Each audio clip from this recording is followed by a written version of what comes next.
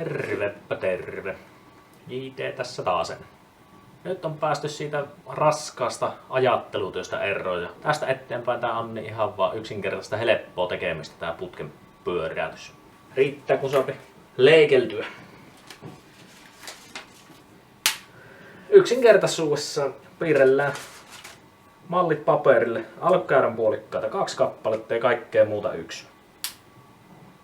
Kiinnitte malli kiinni magneeteilla tänne peltiin. Pysyy suorassa piirtämisen ajan. Monta vuotta sai putkia tehdä ennen kuin keksi tämänkin. Enkä tietenkään itse keksin.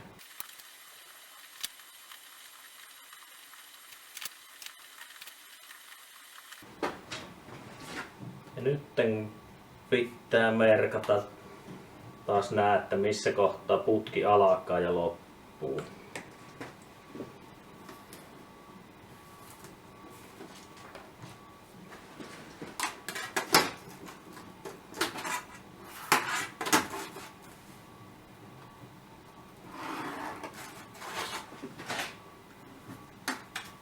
Helpoltahan se nyt tuntuu, että ei se ole kuin pari senttiä tuolta päästä ja tuolla se on tuossa kohtaa, mutta ei sitä osaa sitten katsoa enää.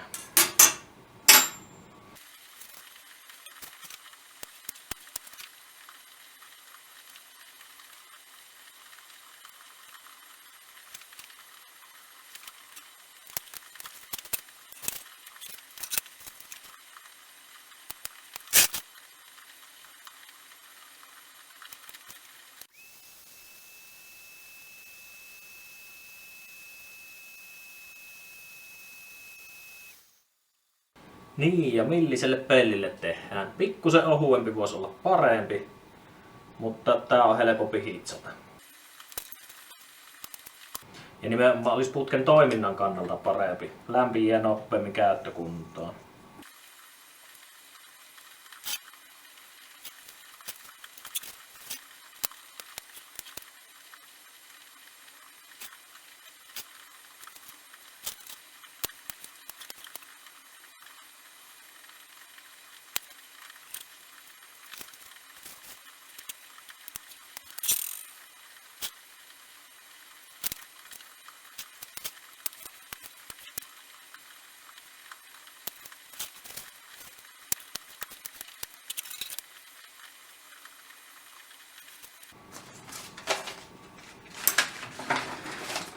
Nyt ei periaatteessa näitä kaavoja enää tarvii. Monen viikon työ ja siinä se.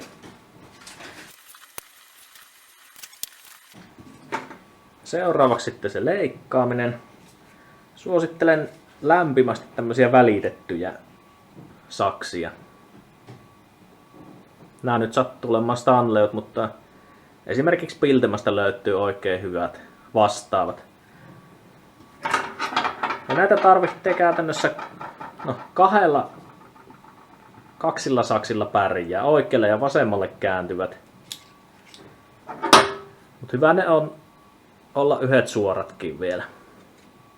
Näillä ei pääse oikein suoraan. Ja tosiaan toisilla pääsee vaan vasemmalle ja toisilla vaan oikealle hyvin.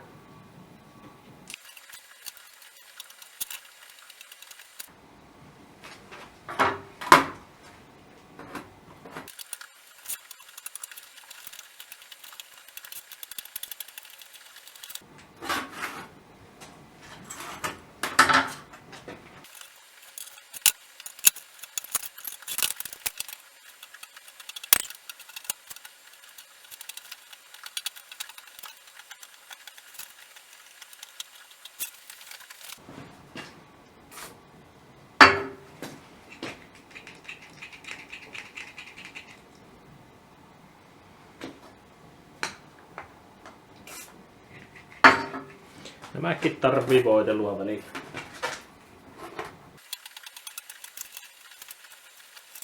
Kääntyy nääkin ikään kuin vääräänkin suuntaan, mutta silloin pitää olla mahdollisuus taivutella tätä irrotettavaa kappaletta.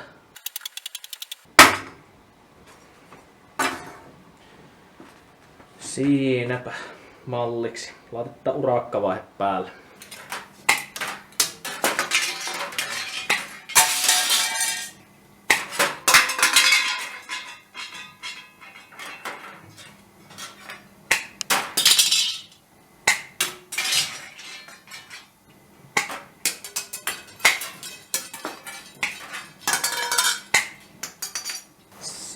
piikata sitä. Tää on taas semmoista yksinkertaista puurtamista, että ei tähän kannata liikaa aikaa käyttää.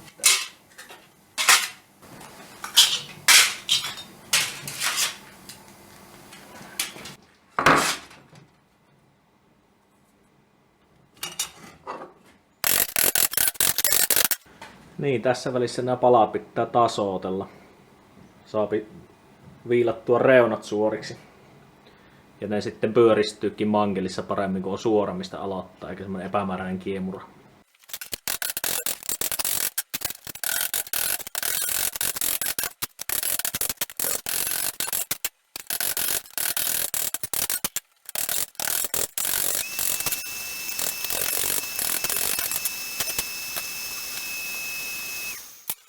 Tokihan se pitää signeerausputkella olla.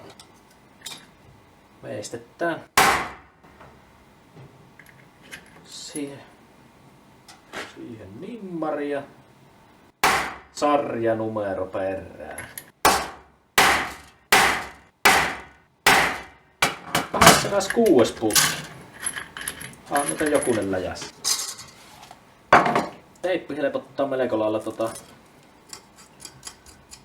numero ja kirjainten asettelua sille, että tuosta tulee järkevän näköinen.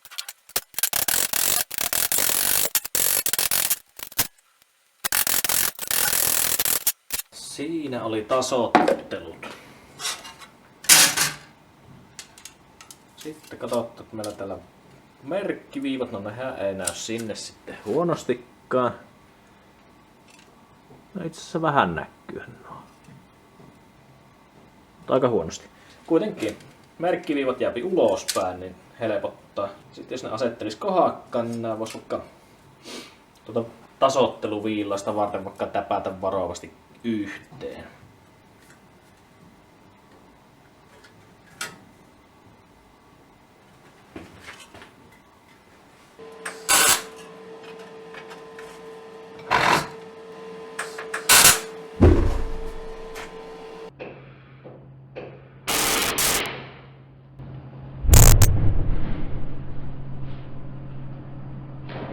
Pyrotekniikat ja kaikki mukaan. Tässä vaiheessa siis viilattaa kaikki, mitä on peltisaksilta jäänyt epätasaisuuksia tuonne reunoihin.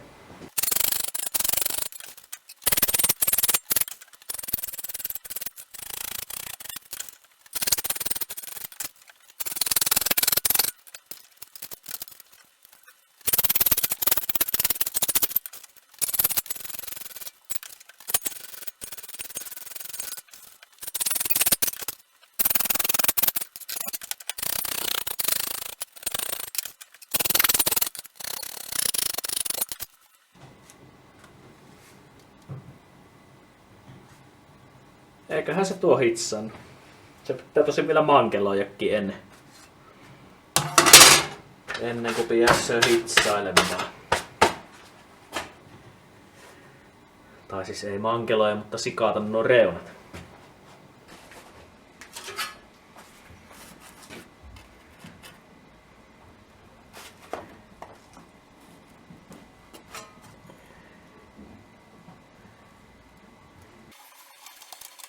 Jaha, sikkikoneen rajat tulee vastaan.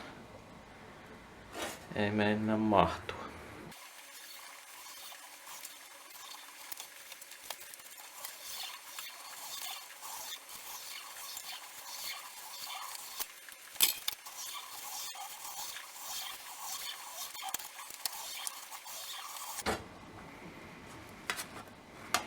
Tuollaisen reunan kääntää. No, tiedättehän tuo sikkikoneen.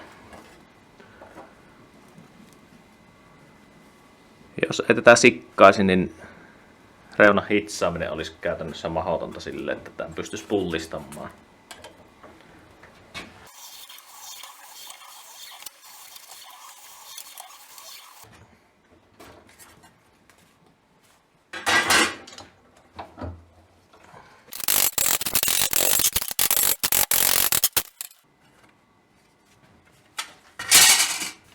Sitten mankeloidaan. Tämän pystyy tekemään myös ruuvipenkissä putkeen vasten, niin kuin pitää vielä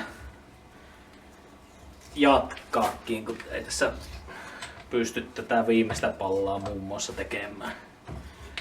Vähän sinne päin. Eikä sen puolelle ei enää tän jälkeen vielä valmiita ole.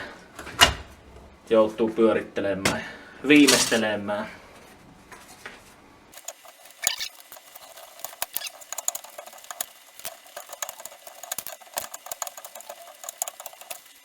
Tässäkin loppu. Ei se pyöreä ole, mutta tulla putkee vasta sitten.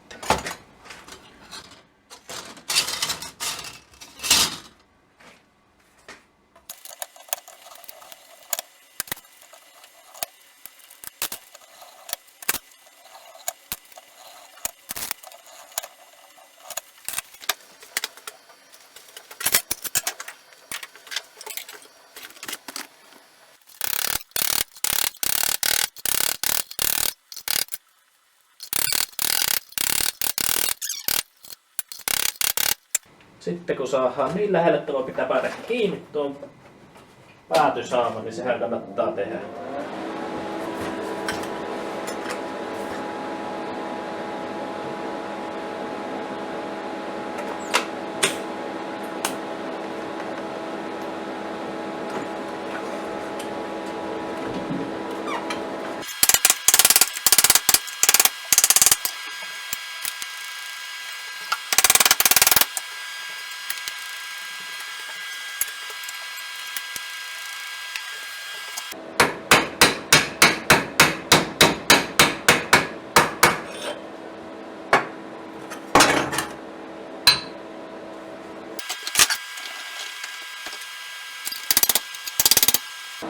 Isompaa putkea vasta ei niin helposti tuu sitten liian jyrkkiä vekkejä tai mutkia tänne.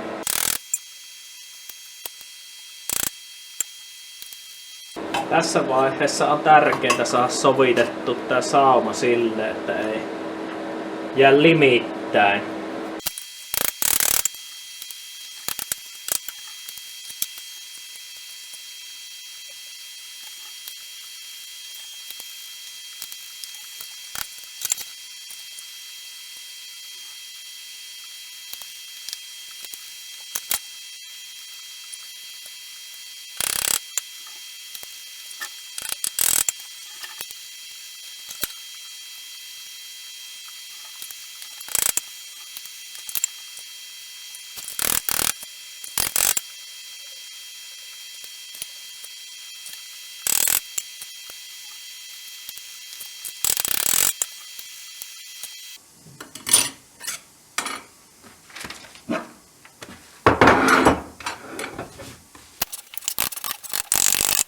Vaikka mitenkään olisi noita apuvälineitä, niin kyllä tämä pääasiassa vaan pitää arvioida silmämääräisesti, milloin alkaisi olla pyöreä.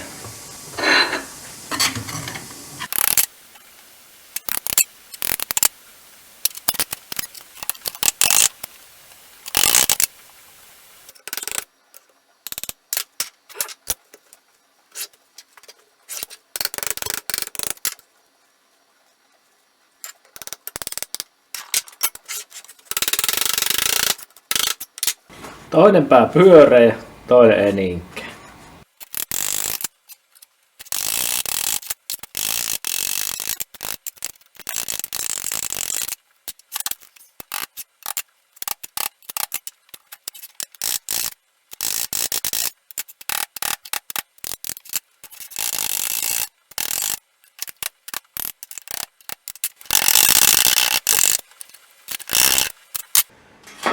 Ja nyt ne pitäisi saada sitten sopimaan toisiinsa.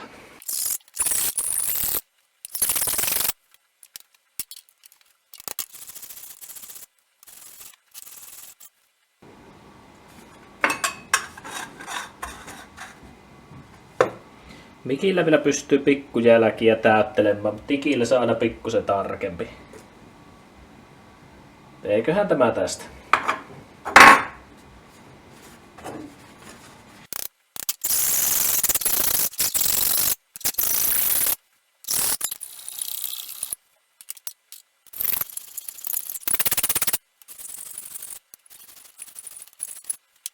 Putsasin asetonilla nämä palaset, ei muuten hitsomisesta tule mitään ja nyt täppäillään kassaan.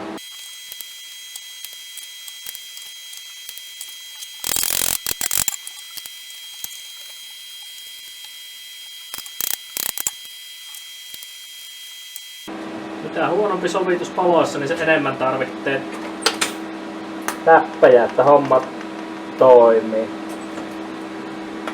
Tässä sitä saa vielä soviteltua, mutta koko ajan vaikeampi.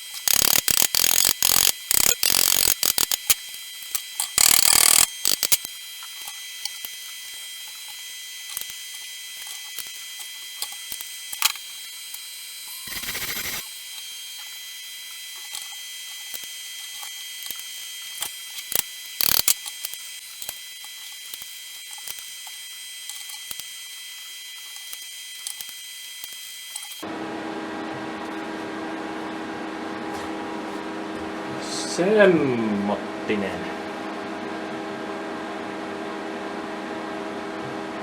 Sen voisi oikeastaan hitsailla kassaan seuraavaksi.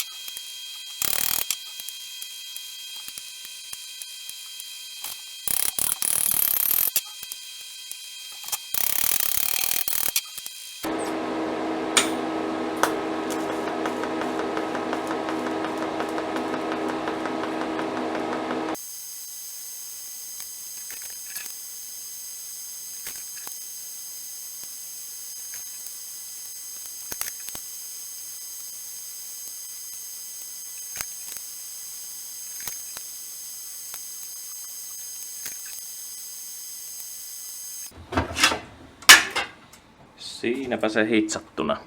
Ja miksikö täppäilin ensin joka paikasta ja sitten yhtä soittoa hitsasin valmiiksi asti, niin sillä saa pitää sinistymän rajan pysymään tasaisempana, mikä tarkoittaa tasaisempaa pullistumista.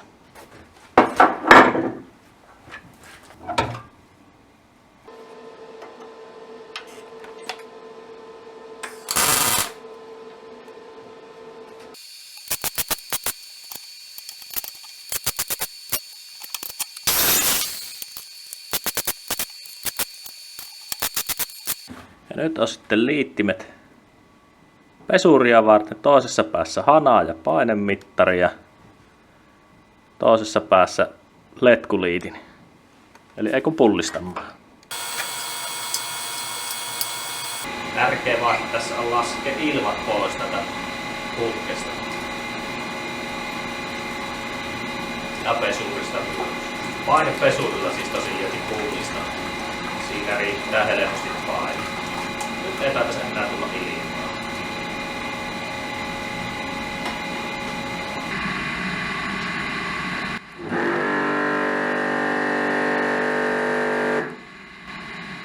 Tää kannattaa tehdä mieluummin vähän hitaasti kuin liian nopeasti.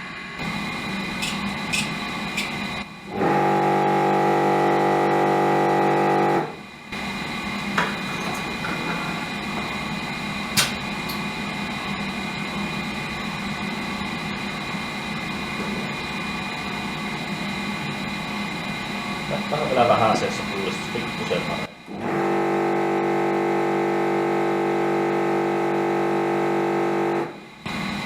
Tätä ei tapahtua.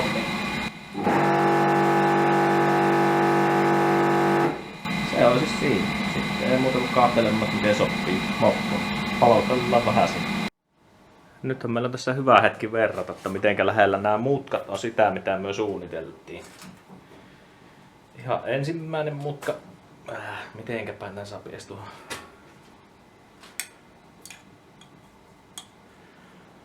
Se. Joo. Oisko pikkusen liian jyrkäksi mennyt, mutta toisaalta sit pitää muistaa, että tässä oli tää meidän ongelmallinen 2 suunnan 3D-mutka suorastaan. Sitten kakkososa. Tämähän kulukoo aika lähelle. Ylempään kun vielä ottaa, niin se on melkein kuin 1:1. Vielä kun tänne päin, kun tuossa loppuu. Männöö hyvin lähelle. No tokihan tääkin vastaa sitten.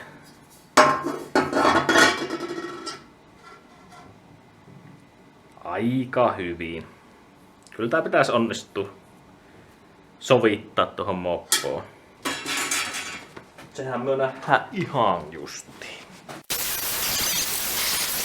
Eli ei muuta kuin poikki täältä näette meidän merkkiviivojen kohdalla.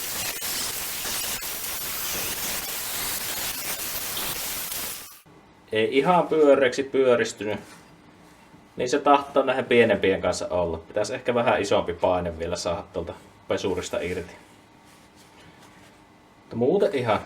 Kyllä se on alkukäyrän näköinen. Näköis nämä toisiinsa. Kyllä ne saapi sopimaan. Sittenkin katkaista vielä. Tää pitää kenties vielä 3 osaa yhteensä katkaista, että saapi sopimaan varmasti tuohon. Siellä oli tää tässä kohtaa vaihtuu mutka, niin siitä pitää katkaista. Mut se ei vielä riitä. Nyt kun tuli se 3D-mutka siihen, niin pitää sitä imitoida sillä, että pistää vaikka tuosta. Eihän se tuon piteen pitänyt olla se pätkä siinä. Ja tuota kun käännetään sitten sivuun, niin se kääntää sitä mutkaa silleen niin kuin se meidän kaavassa menee.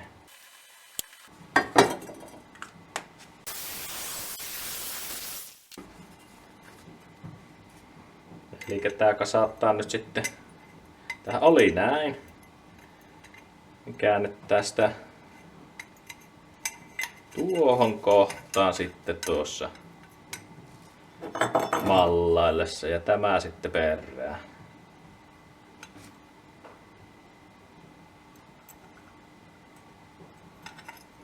Ei kyllä näytä ihan tuolle hyvältä. Kyllä siitä saadaan vielä. Tässä vaiheessa on hirmu hyvä oikkoa nämä päät.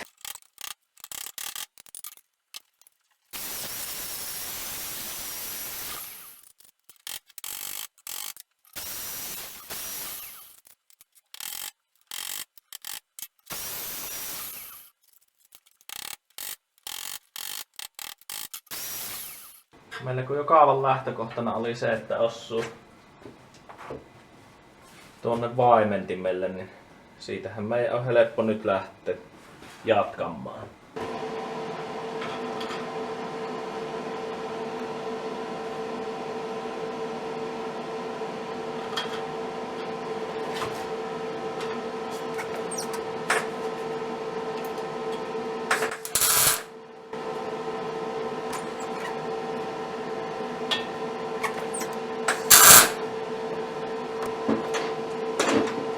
Pakolaipallekin oli tarkoitus osua, niin lähdetään sitten sieltä vastaan.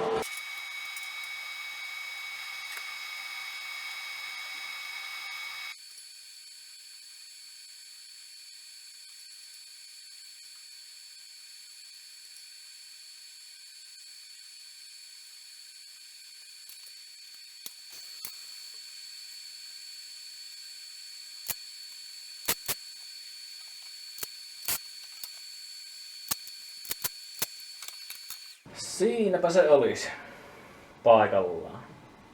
Ei nyt voi sanoa, että olisi ehkä kaikkein näteen, mutta toivottavasti, että se on toimiva. Sitten hitsalla nuo parit saunat vielä loppuun.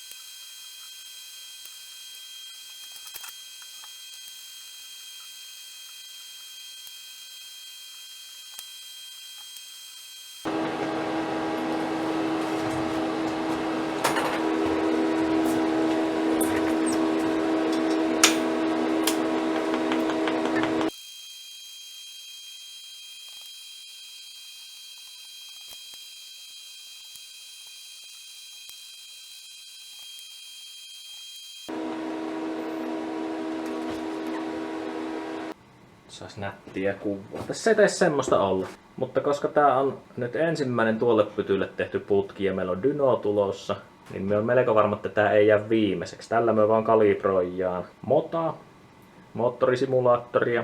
Sillä sitten suunnitellaan seuraava putki. Ensi viikolla mahtaa aiheena olla vaimen, niin sehän tästä vielä puuttuu. Mutta niinhän siinä tovi jos toinenkin. Nyt olisi putki tehty, nyt jokainen osaa tehdä itse putken. Hitsauksesta mulla ei muuta sanottavaa, kun että hitsat kesille, että tulee tiivis. Mikillä, kaasulla, tikillä, ihan millä hyvänsä. Asetukset on jokaiselle henkilökohtainen juttu, että mikä toimii parhaiten. Mutta eipä siinä tarkkuutta. Ja mitä paremmin suunnittelee ja mitä paremmin hiioa osaat aina käypäiseksi ennen seuraavaa vaihetta, niin sen helpommin se putki valmiiksi asti tulee. Näin. Kiitoksia. Jatketaan ensi viikolla vaimentimen kimpussa.